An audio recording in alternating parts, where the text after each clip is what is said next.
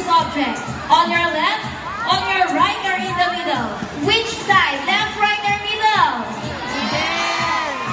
Okay, let's put it right here. Now let's go in our second word, Dazzle. Dazzle is our silver-breasted cockatoo. Scientific name is Kakatua galarita. Common inhabitants are open woodlands and forest areas along the east coast of Australia. They are very loud birds and can mimic almost any sound. They typically feed on seeds, nuts, fruits such as durian, papaya, rambutan, and they also love corn. Now guys, do you think Dazzle has the ability to find a hidden object? If it's yes, then say, you can do it, Dazzle! You can do it. Come on, Dazzle, you can do it! Find the hidden object for us.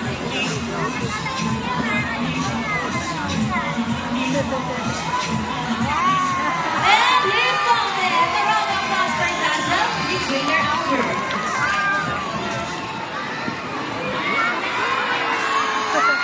Now, our next featured word is just like any married couples. Monogamous, meaning